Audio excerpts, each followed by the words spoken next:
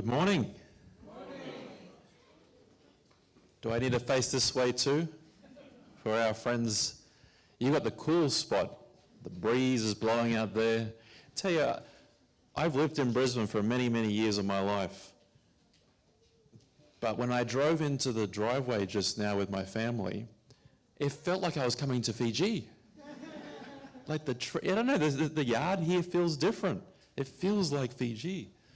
So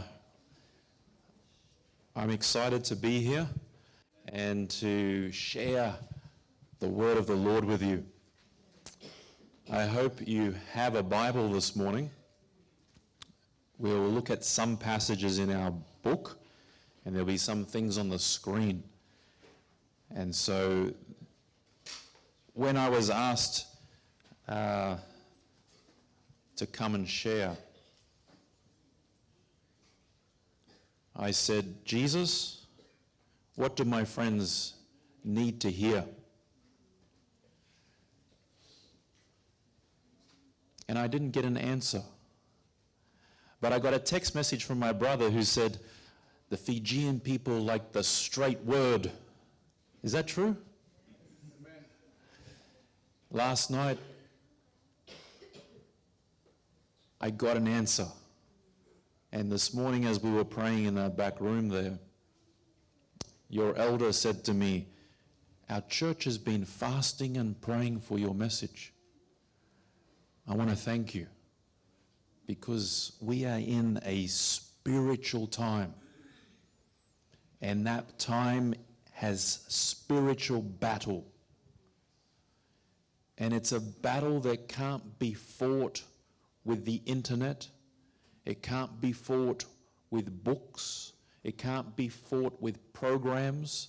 It can't be fought with church nominating committee reports.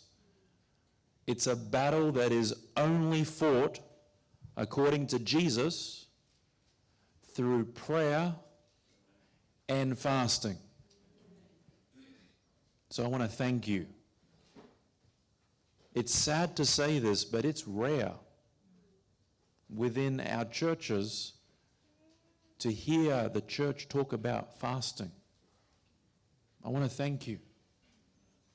Hold on to the faith that was once delivered to the saints. Let's pray. Our Father in heaven, we come to you this morning believing that you are God. You are King. You are sovereign. And we have been rebels, but we choose you because you loved us while we were yet rebels. And so as we come together this morning to open the Bible and to hear you speak, we pray for the power of the Holy Spirit. We pray that he would be here touching the words as they enter our thoughts and our feelings, and may we be transformed. We pray this morning in Jesus' name. Amen. If you open up your Bible to the table of contents, do you know what a table of contents is? Open up to the table of contents. Now, I have to confess that I have once preached an entire sermon from the table of contents. And my wife said, that was a long sermon about a contents page. I'm not going to do that this morning. But I want you to look at the table of contents in your book. Are you there?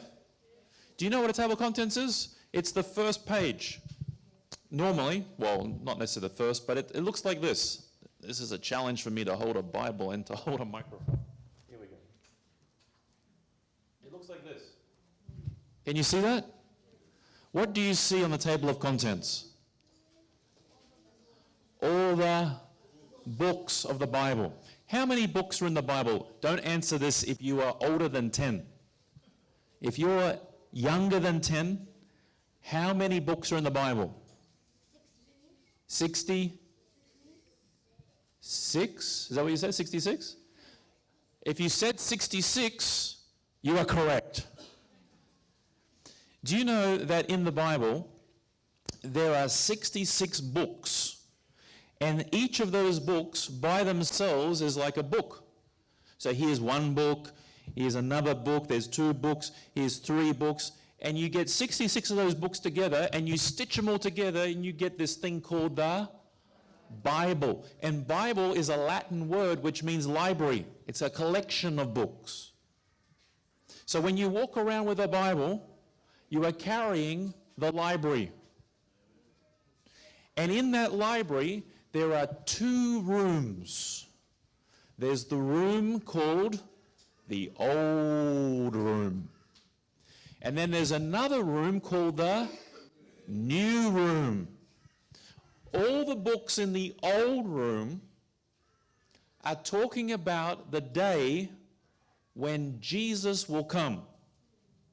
All the books in the new room are talking about Jesus has come. Here's what's happening next. So when you walk around with your Bible, don't forget that you are carrying the library about Jesus. Today what we're going to look at is the last book on the table of contents called Revelation. Revelation is my favorite book in the whole Bible. But I also have another favorite book called the Gospel of John. I also have another book called the Gospel or the Epistle of Jude. I have another one called the Book of Daniel. I've got a lot of favorites. But today my favorite is Revelation. In Revelation, the last book of the Bible, there is something fantastic about this book. It's fantastic. Would you like to know what's so fantastic about the book of Revelation? Thank you. Because who said yes? Put your hand up. Okay, because you said yes, I will tell you. So if you want to know answers to questions, you've got to say yes, okay? I want to tell you, why is the book of Revelation? Now, how are you guys seeing the screen from out there? You're just imagining the screen. I want to tell you why the book of Revelation is my favorite book and why it's such a special book. Here's the reason why. Have you ever heard of a person called Ellen White? Yeah. Ellen White was a lady, she's passed away obviously, who had the gift of prophecy. And under the gift, you say, what's the gift of prophecy? It means that the Holy Spirit gave her words in her head that she wrote out into a page, like the other books of the Bible. This is what she wrote about the book of Revelation. She said, in the Revelation, all the books of the Bible meet and end. Now let me explain what that means. When you read the book of Revelation, every book in the library, how many books are in the library? 66. All of those 66 books all meet and end in the book of Revelation. Do you know what that means? As you're reading Revelation, it's assumed by the Holy Spirit that you and I are studying every other book of the Bible. Because much of the book of Revelation is referring to the other books of the Bible. So sometimes people will pick up Revelation and they will go, oh, there's a beast here that has 7 eyes. Then they go on the internet and they type in 7-beasted-eyed creature. And then they will read what they read on the internet and then they go, that's what Revelation means. No, no, no, no.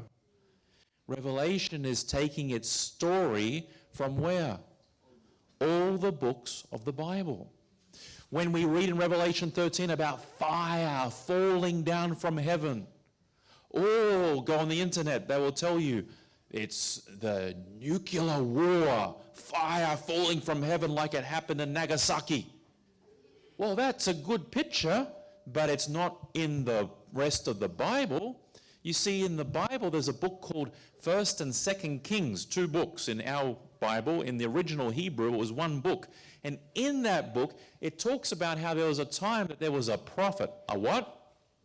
His name was Elijah. And Elijah said,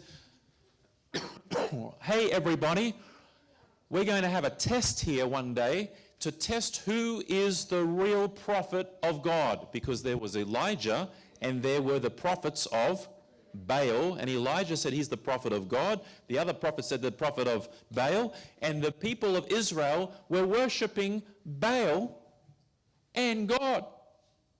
And so Elijah said, listen, we're going to test today who is the real prophet of which is the real God. And guess how they tested it?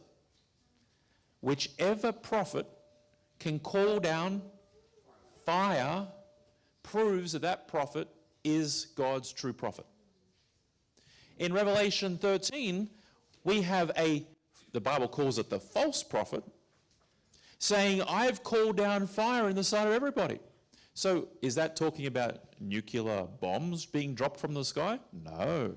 It's talking about the principle that a power in Revelation is going to claim that they are God's true prophet. So every book in the Bible meets and ends where? In the Revelation. So this morning, what we're going to do is have a little look at the book of Revelation. Just a little look. Because if we do too much look, you will leave here and your head will explode. We're going to do a little look.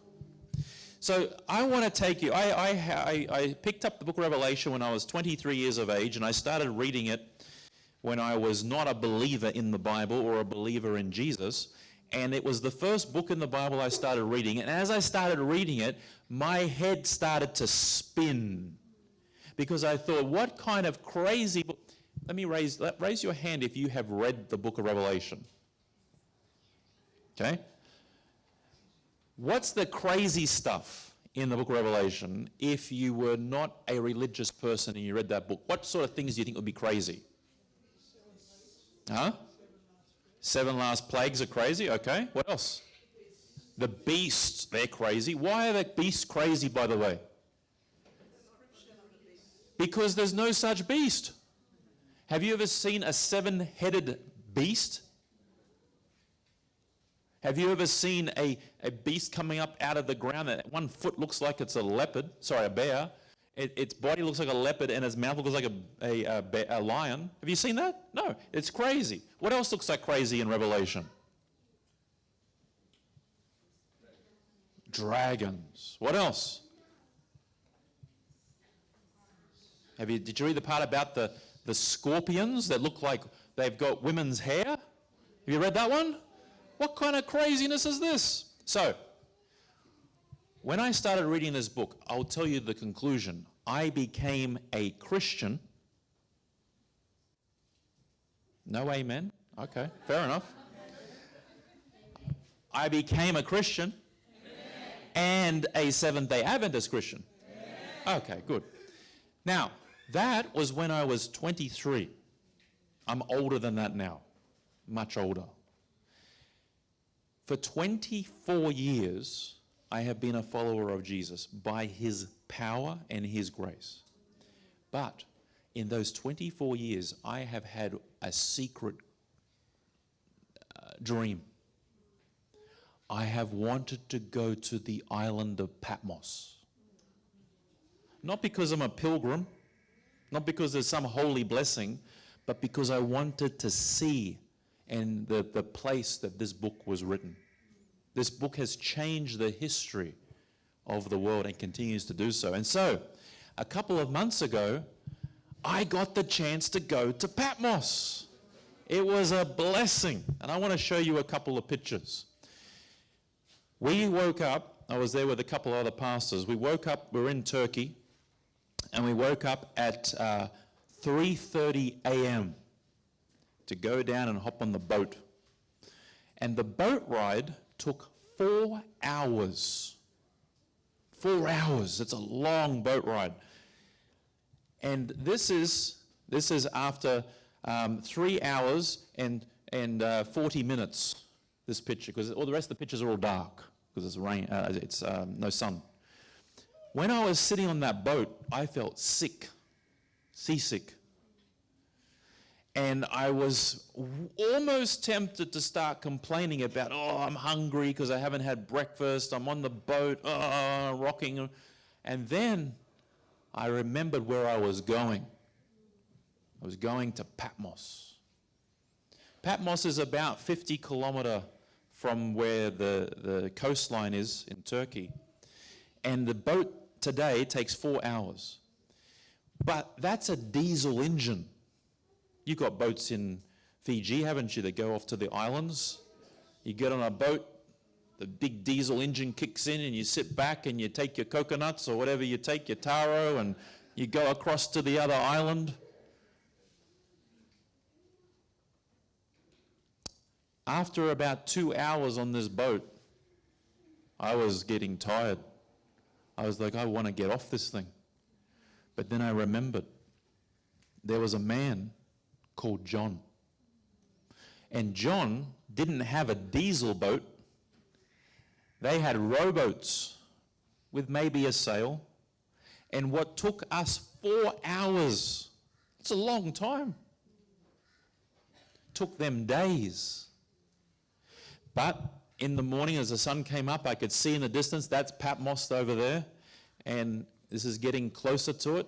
And the first thing I thought when I saw this island, now most of you, were you all born in Fiji somewhere on an island? You're island people, right? I'm an island person, we say as Australia, but Australia doesn't feel like an island. The first thing in my mind when I saw this island of Patmos, I thought, this is bigger than I thought it was. I've always pictured Patmos as being a little, sort of you step too far on one side, you fall off. Very small, but it's much bigger than I thought. But as you're going closer and closer, one thing stands out very quickly is that Patmos is very rocky. You can see it's very rocky. There are trees there, obviously, but it's very rocky. And as I'm sitting here, I listened to the book of Revelation 1 hour and 14 minutes. I listened to it on my earplugs as I was on the boat going across to Patmos. And I was very reminding myself, refreshing myself with what was being spoken as I got to this island. And as you come closer to it, you get up around the corner here to the cove. Here's some of the houses there. There's about 2,000 people who live on Patmos today. But in John's time, there were around 150 people that lived there. So it's very, very small. But you keep coming around, and this, you sort of go, they're on the coastline, and this here is the town of Patmos, where the boat stops and you sort of get off. And as we get in there closer, you get off the boat, this is the town. Today, as I said, there's about 2,000 people living here, but back then there's about 200. Now, the reason why John was on this boat, traveling across from the mainland, being dropped off here on island of Patmos, was because Patmos was just like Australia. It was a prison. So when Australia, some of you laughed, you've come to prison if you come to Australia. Australia, by the English colonies, was set up here as a prison. They had too many people in prison over there, and so they said, let's send them to the other side of the world. This place called Australia. It was a prison island. Patmos was the prison island for the Romans. And the reason why John was being sent there was because John was causing problems. Here's the problems. Everywhere John went, he baptized people to become followers of Jesus. And the Romans said, this is driving us nuts. We send him over here. He turns them into followers of Jesus. He goes over there. People become followers of Jesus. Where can we put him? Because they tried to kill him. The legend says that they got a big bowl of oil and they wanted to throw him in and boil him to death in oil. And I actually saw a picture of this, not on Patmos, I saw this in Turkey. There's a picture in a church, and the picture has John and there's two people in the pot of oil burning together, But guess what? Everyone's there, they look panicked because they're not dying. And the people, John and the person sitting there in the bottle of oil, they're singing. So the legend says that the Romans tried to kill him that way, and they couldn't kill him. So they pulled him out of the oil, and they said, this is what we're going to do. We're going to put him on a boat, sail him to this place. There's 200 people on the island. If he baptizes 200 people, so be it. They can't get off the island anyway. So they sent him to Patmos. So this would have been the first place that John would have stepped. There obviously wasn't these sorts of buildings back then.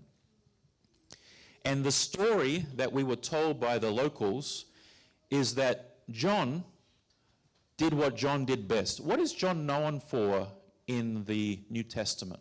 He's got a couple of titles. We call him St. John the Divine, the author of Revelation, but we also call him John the Beloved. What do you that's an old English word. What do you think that means about the person if you give them the title John the Beloved? He's a loving person. He's a loved person. People don't love people that aren't loving. You could say, oh, Robbie the Beloved, but no one loves him. The only reason people would love me is because they feel that I love them. So John was famous for loving people. He loved them so much that he wrote those little epistles telling them that the reason we love is because God first loved us. And people loved it. They loved it. So much so that when he spoke to them, they said, I want to be a follower of Jesus too. So when John shows up on Patmos, he didn't know a person there. There's about 200 people living on the island. Within about 15 years, according to the tradition we were told, every person on that island became a baptized follower of Jesus. Because of one person. What kind of person was he? A loving person. Now, how many loving people do we have here in the Fijian church this morning? Okay. That's not what I was expecting. Let me ask you again. Maybe you're being serious. But how many loving people do we have? What's your name, young lady? Yeah. Anna? Is this Anna the Beloved? And what's your name, sir? George. I know that this is George the Beloved, isn't it? Yes. Only this side of the church said that. No one over here said that, George. Is this why we have a divide here? One beloved person. The entire island was baptized. How many Fijian people was it going to take to be loving to baptize this community? How many? One. How many am I looking at here? So John gets here and he does what John does best. He loves people. You know why? And let me, this is a bonus. Do you know who John was before he was John the Beloved? John the Son of Thunder. Do you know why he was called? What if I said to you, what's your name? Freddie. Hi, Freddie. I'm Robbie, son of thunder. What do you think that means that I've got that nickname of son of thunder? I've got problems, anger problems, rage problems. Now, why did John get called son of thunder? Did you put your hand up there? No? Okay, why was he called son of thunder? He was a follower of Jesus in the very early days, before he was converted, for sure. But why was he called son of thunder? Who gave him the name? Jesus called him son of thunder. Why did Jesus call John son of thunder? By the way, there's two brothers here. What's the other one's name? James and John. They're brothers. And Jesus said, you guys are the sons of thunder. Why did Jesus call them that? What about their character? Okay, let me tell you what happened. James and John are walking with Jesus. They're following the rabbi, the Messiah. And as they're following Messiah one day, there's some other people there who didn't treat them nicely. Didn't treat Jesus nicely. And so John and James said, hey, Jesus, they didn't treat us nicely. Do you want us to call down fire from heaven and consume them? Does that sound like a loving person? Hey, they didn't like my sermon. Lord, send the fire. No. But you know what happened? After 3.5 years of John seeing Jesus, John changed. There's a book called Desire of Ages. In that book, it says this, that John looked at Jesus and saw how lovely he was, how kind he was, how peaceful he was, how pleasant he was, and then he saw the contrast of his own character. Because John's character was harsh, rash, rude, arrogant. And John saw Jesus and saw himself, and in his heart he said, I don't like what I am, but I love what he is. And because he saw Jesus and desired Jesus, Jesus recognized it. And Jesus brought John close. How many disciples were there? 12. How many were always with Jesus in all the stories? 3. And guess who one of them was? John. Jesus brought John close because he saw that John wanted to be like him. So Jesus says, come. You don't like me, but come. You got your Bible? Go to 1 John. Little epistle of 1 John. I love this book. 1 John, chapter 1. This was the harsh, rude, arrogant, proud John. This was him who wrote this little book. And I want you to notice what he says. He says, is everybody there? 1 John chapter 1, verse 1. Everyone there? This is what John said. He said, that which was from the beginning. What's he talking about here? He's talking about Jesus. You say, how do I know? If you go to John chapter 1, keep your finger there, we're going to stay there. But if you go to John chapter 1, the Gospel of John chapter 1, verse 1, it says, in the beginning was the Word. And you continue all the way down to verse 14, and it says, and the Word became flesh and dwelt among us. So when John's talking about something in the beginning being there, he's talking about Jesus. So watch this now. Back in 1 John chapter 1, verse 1, that which was from the beginning, which we have what? Heard, which we have what? Seen with our eyes, which we have what? Looked upon, and our hands have what? Handled concerning the what? The word of life. The life was manifested or revealed. We have seen it and bear what, everyone? Witness, and declare to you that eternal life which was with the Father and was manifest to us, that which we have seen and heard, we declare to you, that you also may have fellowship with us, and truly our fellowship is with the Father and with his Son, Jesus Christ, and these things we have written that your what? joy may be full. This is John. John knows this. He's experienced it. He woke up in the morning and he didn't go to Facebook. He went to the book of life.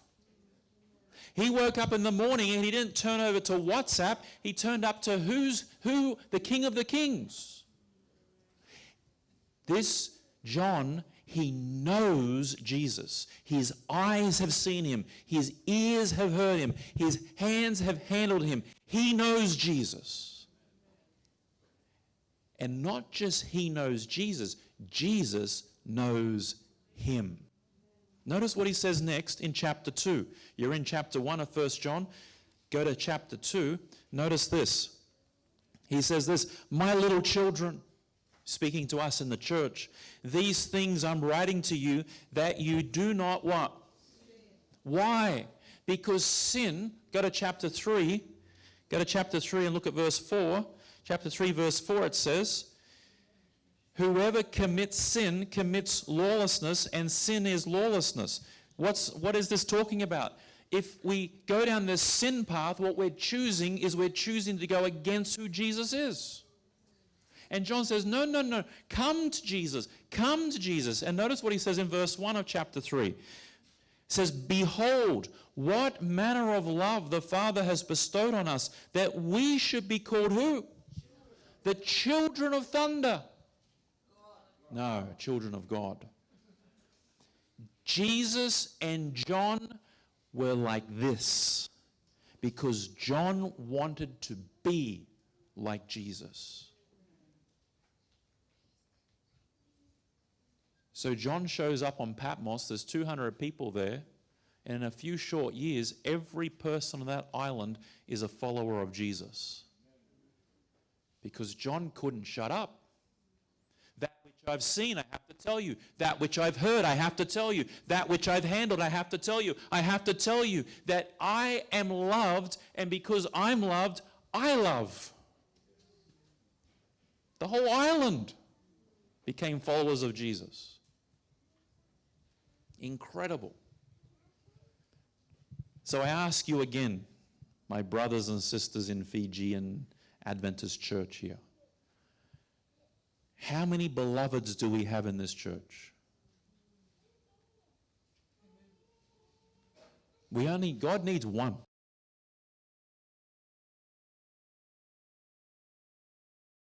Very little patience. Good. That means you need Jesus. Yes, but I have a hot temper. I'm a Fijian man. I've got a temper. Is that true? I've heard rumors. I don't know if it's true. I'm glad you recognize it, but what's the solution? You need Jesus. Some of you kids want to fight with your sisters. Some of you sisters want to fight with your brothers. You need Jesus. So John shows up here on Patmos. He leads every person to Jesus. If you go there today, I don't have a photo, I should have put it there, but I forgot to put it there. There is a baptismal font down the road here, we had to run really fast to get a picture of it, but about 200 meters down here, there's a baptismal font where legend says John baptized the city, or the town, 200 people. It's there today. So he baptizes them all, they're all followers of Jesus, and so now the Romans are like, well, at least they can't get off the island.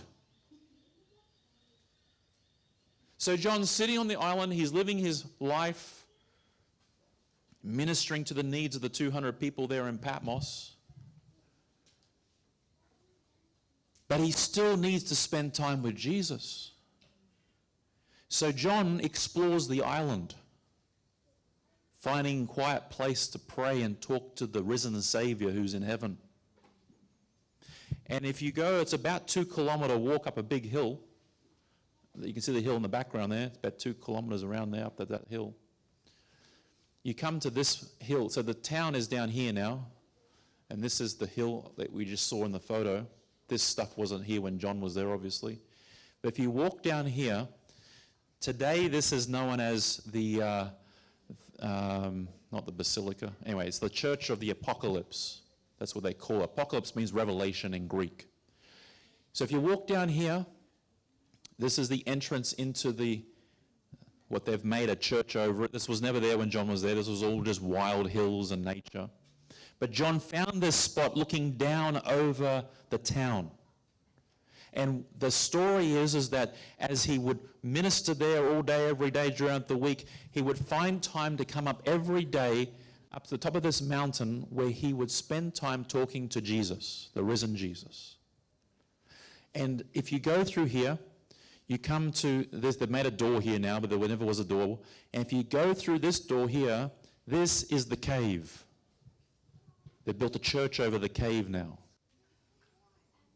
Now, whether or not this is the exact spot, it doesn't really matter. But it's the only cave on the island, so they assume that this is the spot. And the legend is that John used to come up here. So the cave this is the end. This is all concrete here, but the cave was here, and this is the rock above it.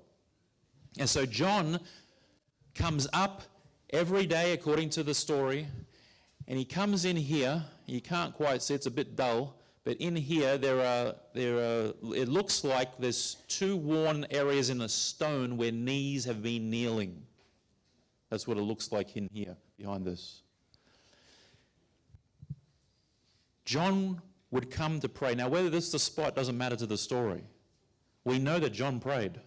We know that John loved Jesus. We know that John was the beloved. We know that John was looking for Jesus' return.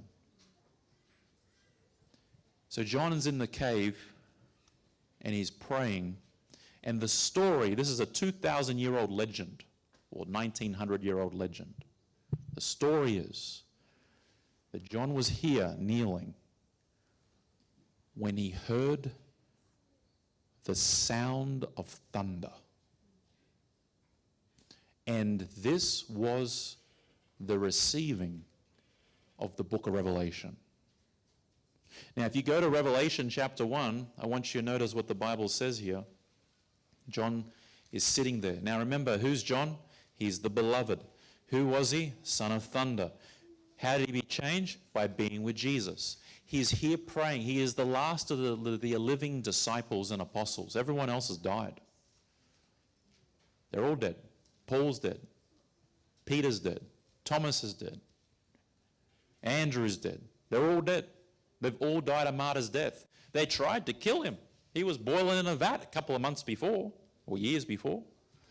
I want you to notice this. In Revelation chapter 1 and verse 9, it says, I, John, both your brother and companion in what?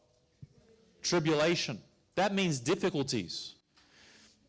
Do Fijian people have difficulties? Yeah, same as Australians, same as Africans, same as... We're human. And as long as we're on this rock we call earth, we will have tribulation. John wanted to call down fire when he had tribulation before he was converted. But after being with Jesus, he says, I'm your brother in tribulation. And notice what he says next. In the tribulation and the kingdom and, what's the next word, everybody? Patience. You see, I want to suggest this morning that the difference between John before, when he was the son of thunder, and John now that he is the beloved, the difference is one thing. It's patience.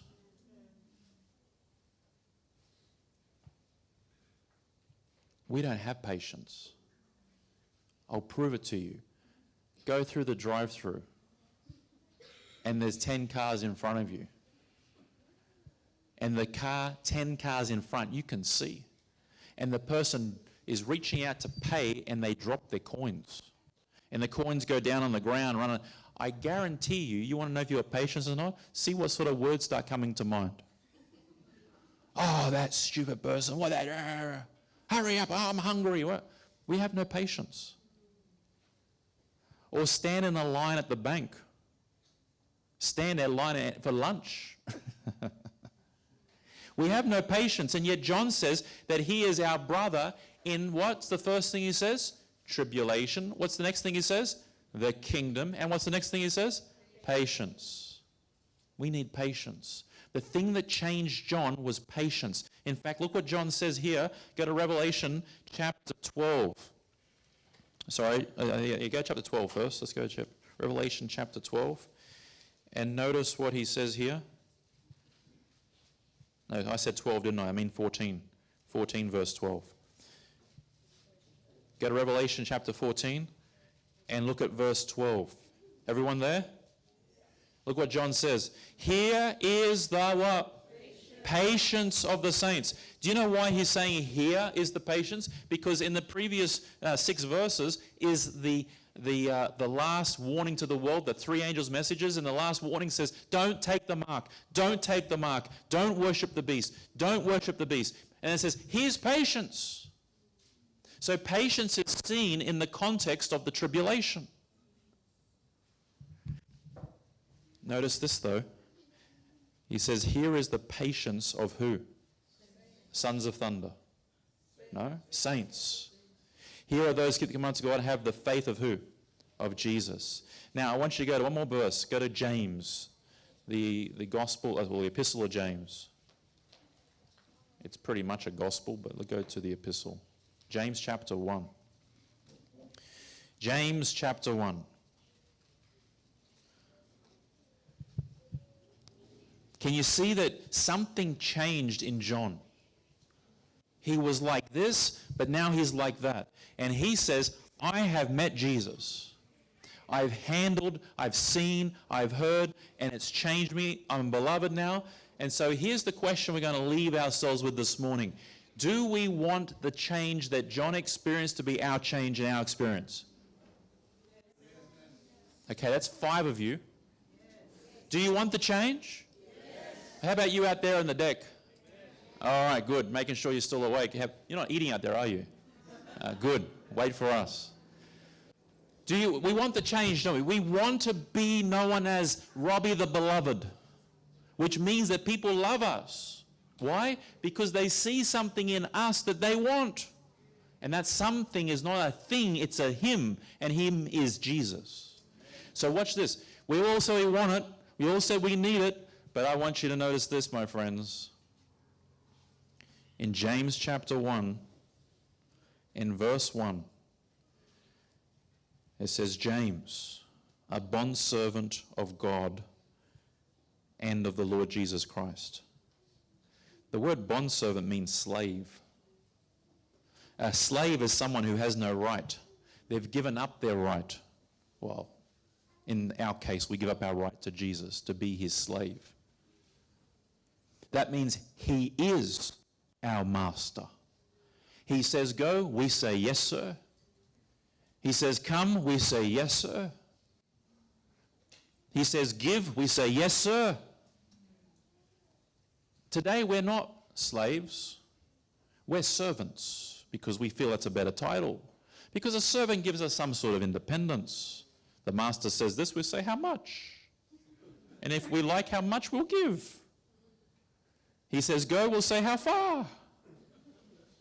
No. The slave does what the master says. Notice this. He says, I'm a bondservant of Jesus Christ to the 12 tribes which are scattered abroad. Verse 2, my brethren, count it all joy when you fall into various, what everyone? Trials.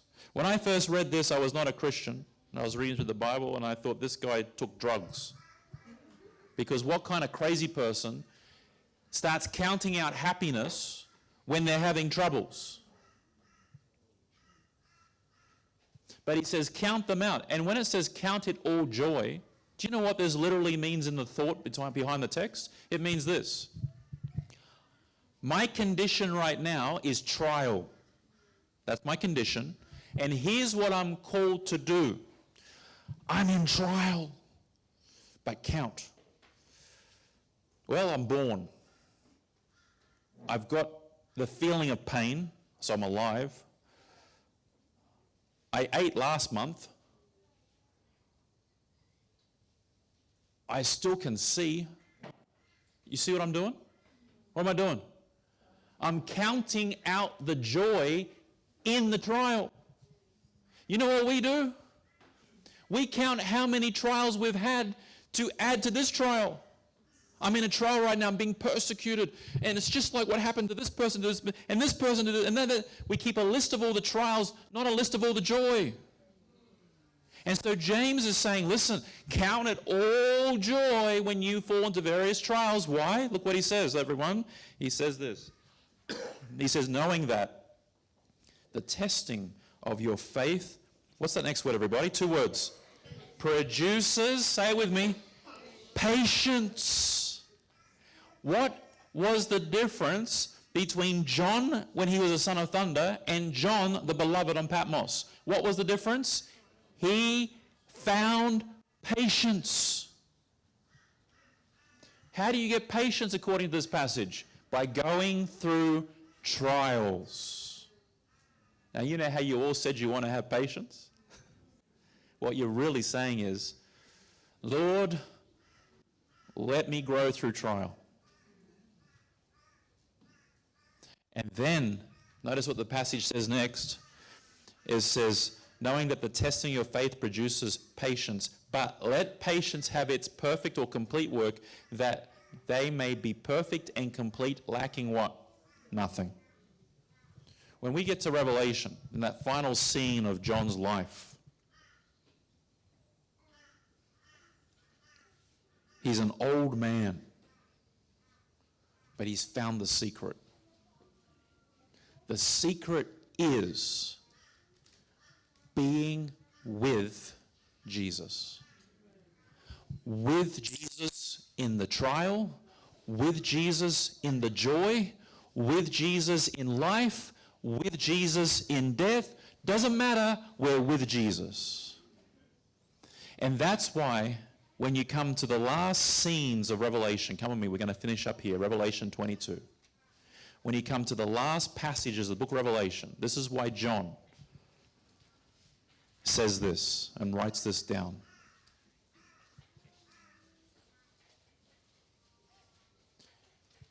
He's taken through the journey, which is the book of Revelation, and when he gets to verse 22, it says, "And he showed me a pure river of water of life, clear as crystal, proceeding from the one, the throne of God and of the Lamb. And in the midst of it, street, and on either side of the river was the tree of life, which bore 12 fruits, each tree yielding its fruit every month. The leaves of the tree were for the healing of the nations." And verse 3 says this, "And there shall be no more curse, but the throne of God and of the Lamb shall be in it, and his servants shall what? Serve him." And then he ends with this in verse 4. He says, "They," the servants, "shall see his face." The longing desire of John was to be with Jesus. On the last moments of Jesus' time on earth, in that Last Supper, where was John? He was sitting next to him at the supper, leaning his head onto Jesus' chest because his longing desire was to be with Jesus. Then Jesus comes out, goes into Gethsemane. He's having the experience of the agony and the prayer, and then is arrested. What happens to the disciples? They flee. What about John? What did John do? John followed. They arrested him. John follows, and John goes into the very place where the high priest was. And it says because they knew him, so they let him in. John didn't care like Peter cared. Peter ran, and then he came back. The others all fled. John's there because the longing desire of John is to be with Jesus. Then we get to the last part of the book of the Bible, the last sentences of the Bible. It says this. John says, he's writing this down. He says, listen. It's all going to be over. The tribulation, the trial, the persecution, the suffering, the poverty, the pain, the death. It's all going to come to an end. There will be no more curse. There will only be the Son of God. And here's the thing. We are going to see the Father face to face. That's what John lived for. When John went into his dusty grave, they believe it's there in Ephesus. They've got a monument where they think his bones are. When he took his last breath and he ends up in the grave, that last breath, I can guarantee you was, I can't wait to be raised up and see Jesus. Ellen White wrote this. She said, Jesus must be everything to us. If he's not everything to us, first, you haven't met him. You can't meet him and then not want to be with him. But if he's not everything to us, you are playing church. Friends, let's not play. Let's be serious. Let's meet Jesus. When's the best time to meet him? Now. You don't have a guarantee tomorrow morning, do you? But now we've got a time. Now, you know what I mean. Tomorrow morning, make an appointment with Jesus. Tomorrow lunchtime, make an appointment with Jesus. Tomorrow dinner, make an appointment with Jesus. Amen? Let's pray. Father in heaven, Father, we want to be like Jesus. We want to be where Jesus is. We want to see Jesus face to face. Some of us here this morning, when we look at Jesus and compare it to ourselves, we want to run away from Jesus. It's too hard, we're too far, we're too bad, we're too this, we're too that. But when we look at Jesus hanging on the cross, there's no reason for us to think like that, because you loved us while we are yet sinners. So Father, I pray for my friends here at church that each and every one would be desirous of being with Jesus, being changed by Jesus, and then I know that they will all be known as the beloved. This is our prayer. In the name of Jesus, amen.